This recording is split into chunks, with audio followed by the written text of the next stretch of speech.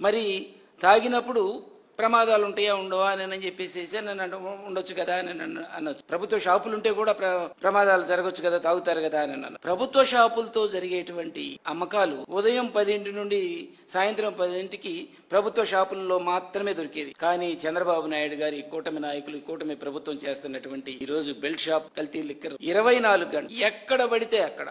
Cool drink షాపుల్లో కూడా మద్యం దొరుకుతుంది, ఎప్పుడైనా తాగొచ్చు. బస్సు ప్రమాదం, డ్రైవర్లు లేకపోతే లారీలో ప్రయాణం చేసేటువంటి వాళ్ళు నేషనల్ హైవే మీద ఆగేసేసి ఏ షాపుకు పోయినా అక్కడ మద్యం దొరుకుతాం. ఈ విధానాన్ని ఖచ్చితంగా ప్రమాదాలకు కారణం అని చెప్పేసి చెప్తున్నాను. నిన్న జరిగినటువంటి ప్రమాదం, ఆ శివశంకర్ అనే అతను మద్యం తాగి పెట్రోల్ బంక్ లో అతని యొక్క బాడీ లాంగ్వేజ్ గానీ, అతను చేసినటువంటి విధానం గానీ క్లియర్ గా తెలుస్తా ఉంది. లక్ష్మీపురం అనేటువంటి గ్రామంలో బెల్ట్ షాపులో కల్తీ మద్యం తాగి, బెల్ట్ షాపులో ఉండేదంతా కూడా కల్తీ మద్యమే, అక్కడ తాగి 10 నిమిషాల్లోనే అతను స్పీడ్ గా వెళ్తూ ఒక డివైడర్ కొట్టుకుని పడిపోయి చనిపోయాడు. ఈ యొక్క ఏదైతే ట్రావెల్స్ బస్సు వస్తుందో, వేమూరు కావ్యర్ అనేటువంటి బస్సు వస్తుందో, అది వర్షంలోనూ లేకపోతే కనపడకనో లేకపోతే ఏదైనా గానీ ఆ మోటార్ సైకిల్ ఎక్కించడం, దాని మీద మంటలు రావడం, బస్సు తగలబడ్డం. దానికి కూడా కారణం ఇంకోటి ఉంది. బస్సులో ప్రయాణం చేసే వ్యక్తుల యొక్క వస్తువులు, వాళ్ళ యొక్క సూట్ కేసులు కాకుండా బస్సుల్లో పార్సిల్స్ నడపడం అనేది ఒక తప్పుడు విధానం ద్వారా పార్సిల్స్ నడుపుతా ఉన్నారు.